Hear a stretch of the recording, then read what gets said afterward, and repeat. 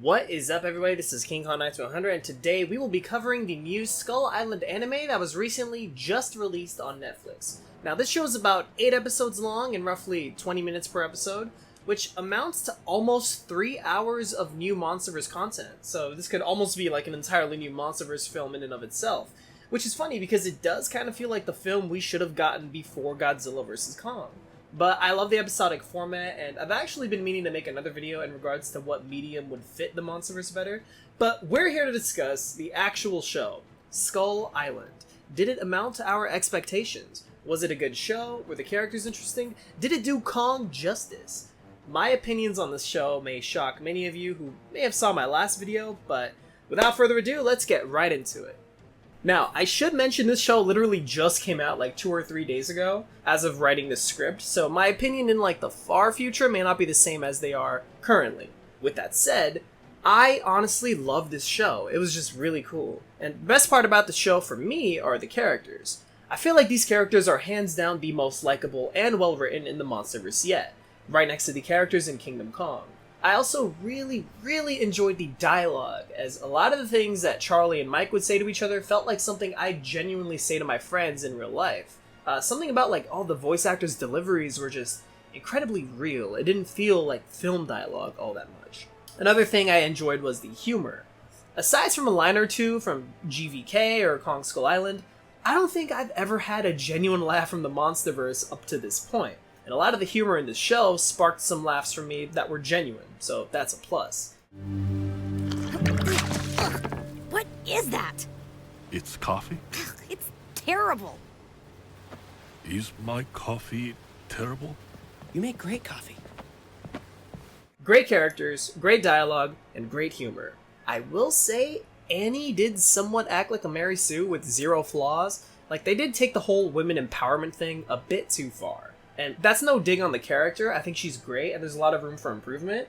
There's just this issue with Hollywood where they can't seem to write strong female characters who don't come off as total bitches, or they have to shit on men constantly to make themselves look strong. And Annie did shit on the guys a little bit in the show, but it's nowhere near as toxic or annoying as Madison Russell in GVK. So I would have liked to have seen her have some more flaws with her character rather than just being a fish out of water. I do think the creator of the show actually mentioned on Twitter that he was going to make sure in Season 2 that there were no Mary Sues, so that's a plus. Really improving upon their first season and listening to the feedback of the audience. So that's great. I really liked Charlie. He reminded me a lot of Jason Jenkins from Kong the Animated Series. Not only because of like his character design and his similar hair pattern, but because of who he was as a person.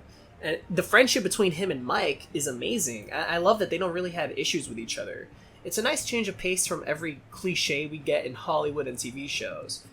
And Charlie, Charlie has perfect motivations, and I liked the guilt that Mike felt throughout the plot. I'm very interested in seeing where they take these characters. The other characters like Cap, Irene, and Sam are all fine, I especially loved Sam, though. Sam was the GOAT. He just seemed like such a great person, despite being a mercenary. But there's also like a lot of untapped potential and history with his backstory that I'd love to hear about, because he said to Irene in the last episode that he knows exactly what she's feeling. And I'm just sitting there thinking, what the fuck did he mean? Like, what was he talking about? I want to know what he's been through, so I think there's a lot of potential for that in Season 2. Irene, I was very confused about her throughout the whole plot, but when I connected the dots that she was Annie's mother, I realized why she was doing the things she was. But I do wish she actually said something to Annie earlier on. But other than that, yeah, I thought she was pretty cool. Cap is a great dude. I do feel like he's also a Mary Sue-esque character because he has zero flaws throughout the entire show. So I would have liked to have seen him have more struggle and not have been this like perfect human being. And little side note, his voice actor, he's great. He does deliver some of his lines in a very like voice actor-y way. He's like incredibly formal, as if he's reading from a script. It sounds like he's like in a very well ventilated studio. It doesn't sound like he's there on the island, so I did find that took away from the show when watching just a little bit, but it wasn't a huge issue or anything. It just had a stark contrast with the fluid and natural like delivery from the other characters. So, but yeah, Cap was still very nicely written. I think that pretty much wraps up the main characters, but overall, I would say I genuinely enjoy these characters. But the standout for me has to be Charlie and Annie. I love Charlie. Major Jason Jenkins vibes there. Maybe I'm a little biased because I love Kong the Animated Series, but I love Charlie. He's just a very entertaining character, so I cannot wait to see what they do with him in Season 2. Next up is Kong. Now, Kong, I feel, is a huge step up from the other MonsterVerse interpretations. I really enjoy how they characterized him, and I especially enjoyed the final fight between Kong and the Squid Titan, who so far has been labeled as the Kraken. One of the things I especially enjoy about the series so far has to be the development that Kong is getting. Despite the constraints of trying to keep this within Kong's past, yet also make the changes to his character everlasting and in line with the same one we saw in GVK, this series does a lot to truly push those limits. Kong, he's given a lot of new relationships, one with this Iwi native who is, she very much acts the same way Lua did in Kong the Animated Series, and another with this hawk-like falcon bird creature. This bird and Kong seem to have like a symbiotic relationship, and what's especially interesting is the relationship between all three of these guys. The bird and the Iwi native, who also seem to look out for each other, is just so fascinating to me because, like, together they form this little trio. And, you would only expect the bird and Kong to be, like, buddy-buddy, but it turns out, like, the native and the bird are too, so it's just very interesting to me. And I really enjoy the relationship between Kong and that Iwi native because they seem to really gravitate towards one another. It's very much like, I know I just said this, but it is very much like the relationship between Kong and Lua from the animated series. Because you have like Lua, who was this native woman, and she was trying to show Kong throughout the entire show how to be a true king. And that's what this native is trying to do in this show. Instead of rushing into things like a brute, she wants Kong to learn how to use his brain and think. She wants Kong to live up to his full potential and realize his destiny as the true king of Skull Island, and just so much more. So, seeing Kong find family and companionship with this woman was very heartwarming to see. But when she dies later in the episode, it just really reinforces the tragedy that is being King Kong. And ideally in the future of the MonsterVerse, like, I'm talking hella long term, I would love to see Kong move past the whole dark, sad trope that is often shown within his stories. Don't get me wrong, I love the character development, and I feel like it's super important for his character. But earlier on, he needs as much tragedy as he can get. Maybe he can even come across like one of his own, but eventually that other member of his species may die or may need to be put down by Kong in a series of tragic events. He needs to go through an emotional character arc that faces a resolve by the end, where he may come to the realization that he may be alone without other members of his species, but that doesn't mean he's alone. He can still find family in characters like Gia and Eileen. So this would help him move past that depressing, lonely point in his life and fully realize the companionship point in his life, where he learns to forgive himself and this cruel world he grew up in. He learns the value of human life, and he learns that peaceful coexistence is possible. And he also learns how to become a true king that protects the Hollow Earth. So, yeah, I really enjoy the relationships between, like, Kong and the native woman, as well as the hawk creature. It's tragic that the hawk creature may not survive moving forward, but I'd love to see that creature gain more development in Season 2.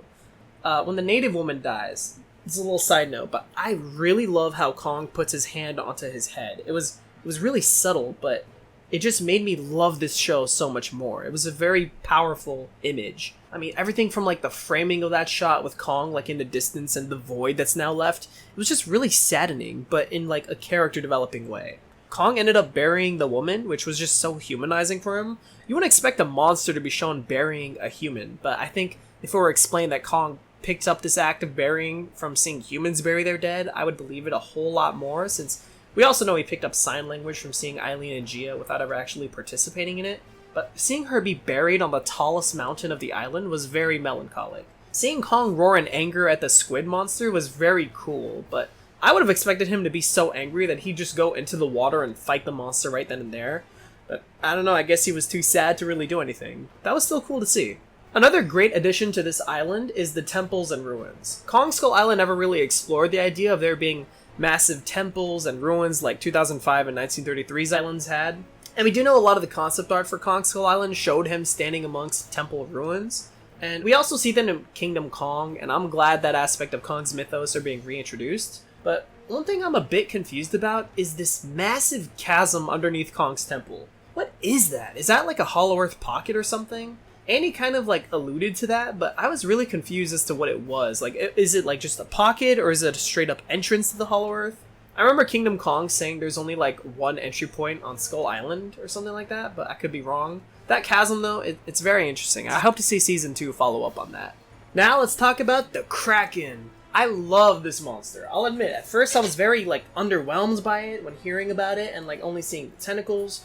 But when we saw it in its full glory and seeing its massive size, it just really grew on me. I thought it looked awesome. I really love the sound effects and the overall alien-looking design, the massive tentacles, and especially those weird furry tentacles near its head. The only thing I will say is a bit off about the design is the torso area. It doesn't really seem like there's much going on there, but other than that, it's still fantastic. I also really love the eye color. I do wish they were a bit more consistent with his sizing in some shots though, because sometimes it looks like the Kraken is a head taller than Kong, and then in other shots, it towers over Kong. So it was a little confusing right over there, but like other than that, very, very awesome design, and I really enjoyed the final fight. Let's talk about the fight itself. The fight itself was a tad bit underwhelming for me at first, but the more I rewatch it, the more I enjoy it. And I was so glad to see Kong actually win this one on his own.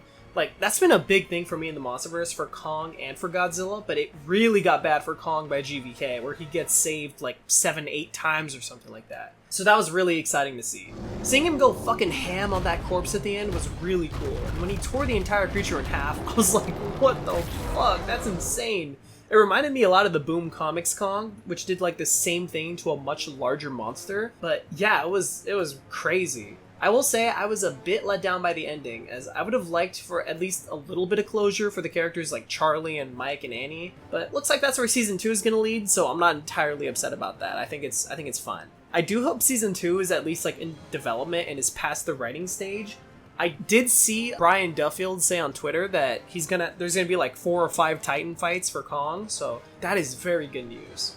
Also, one question. Why did Kong throw the corpse towards Annie? That was like the one part of the fight where I was like, huh, that's weird. It kind of seemed like a fake out, because it seemed as though the two were just beginning to develop a mutual understanding with one another, and then Kong just decides to fucking launch this thing miles away. I was like, whoa, what the fuck? Where did that come from?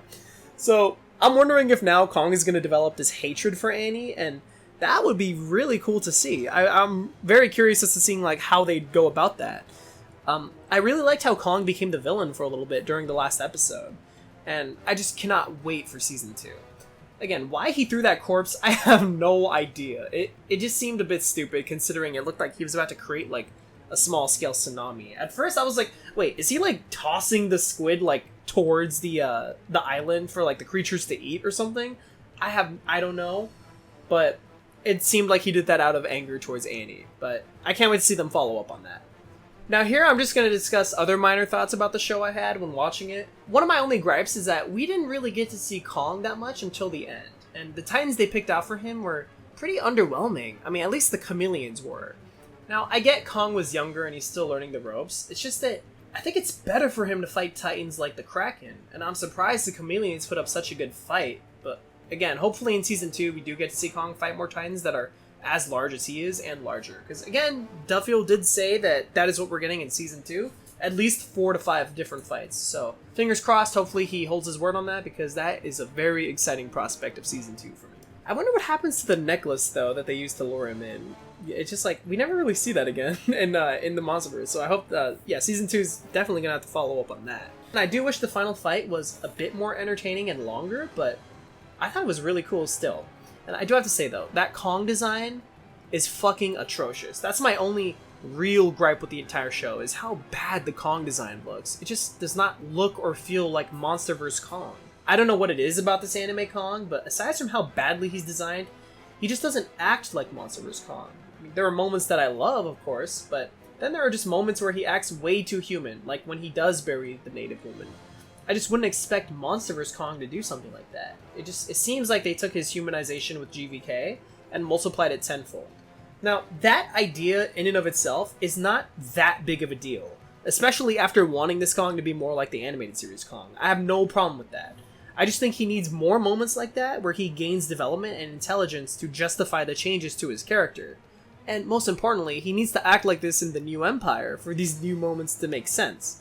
But really, it's just like his design. It's just so ugly. So hopefully, it's not bad. It's not like horrendous, but it's still just like, what the fuck? That is not Monsterverse Kong. So Hopefully in Season 2, he has a lighter brown fur and he looks more like the actual Monster vs. Kong. It's really just his head design.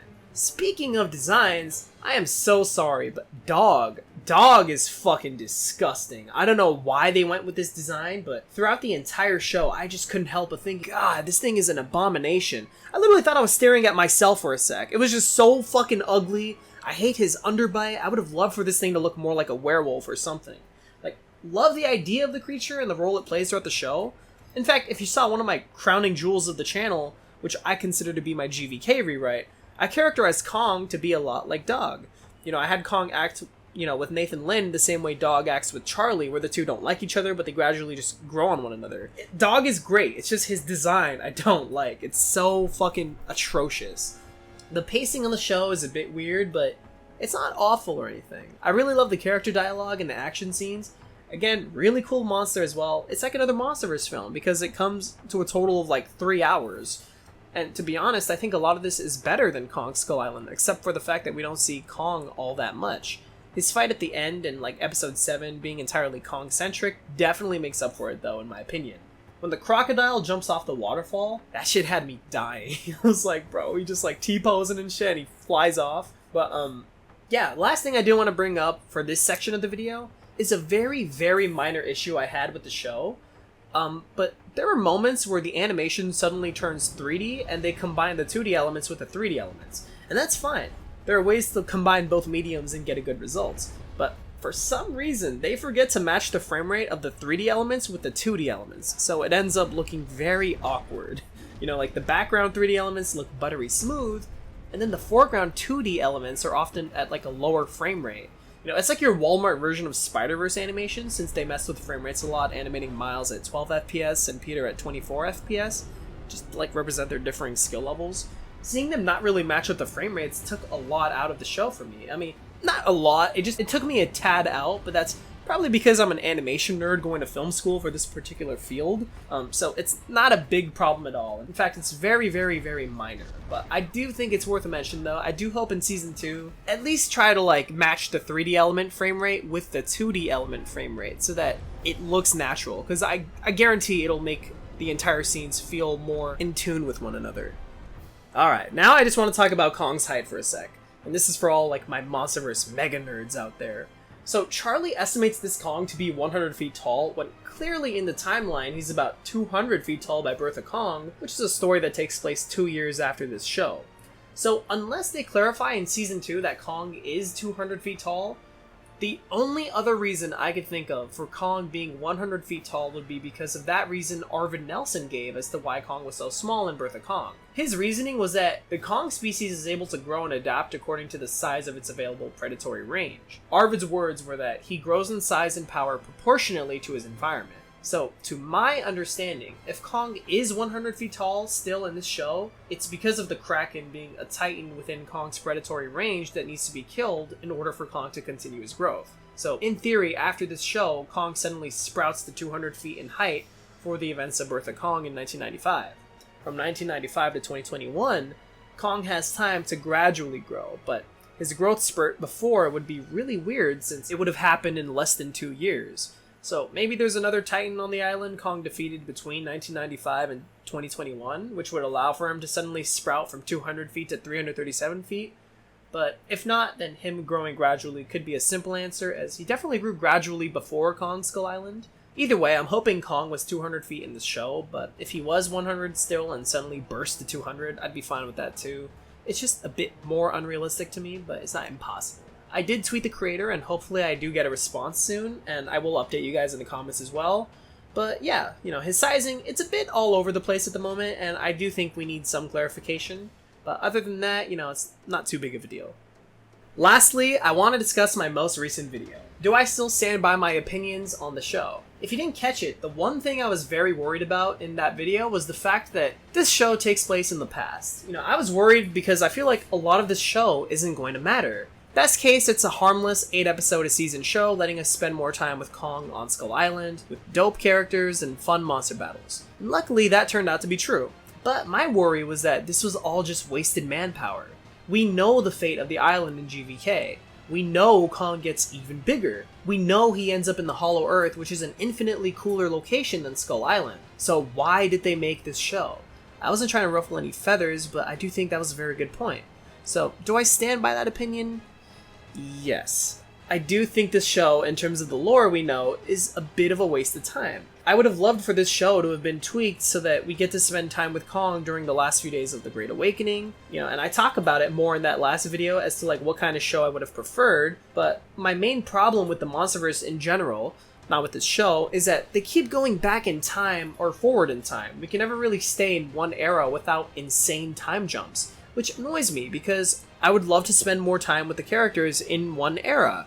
I would love to see humans continue to get development over the course of multiple films. I don't want to see them 5 to 10 years after a film because there would be so much ground I feel like we never covered. So this almost acts like an anthology very lightly, as the Monsterverse has just been, monsters in different eras of time. So that's why a lot of the characters aren't the same, or the monsters are much more different in every incarnation. And personally, I don't like that. It just seems like they're going to continue with this pattern in the New Empire because there is a time jump in that movie, and there's nothing I can do to change that. But I do think this show could have had a better overall premise. So despite me thinking this show could have been better, will I hold it against the show?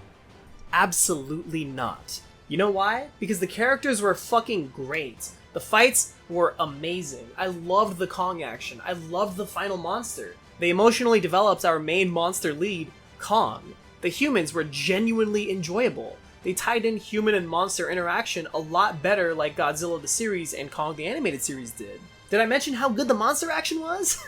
I mean, this is why I hate Godzilla King of the Monsters and Godzilla 2014. A lot of people will, take my name and be like, oh, you're just a Kong fan, you just hate Godzilla. No, the humans are boring, and there's, little to no monster action in either movie. When they aren't cutting away from the action, the choreography is just boring, and the monsters aren't lit nicely. GVK fixed this issue, and what I love about this show is that it has great fight choreography. I wish the final fight was longer, and that isn't a bad thing. It just left me wanting more. And that's what Season 2 is for. Again, 4 to 5 different Titan fights for Kong. That's gonna be awesome. They cut away from the final fight an appropriate amount of times. They didn't have Kong cheaply get saved by humans. The show paid respect to the monster while also enhancing every single bit of the Monsterverse that we have in terms of fights and in terms of lighting and setting and all of that. Humans were genuinely funny and enjoyable. We're getting closer to the kinds of films and shows the Monsterverse should have, so this was a great stepping stone.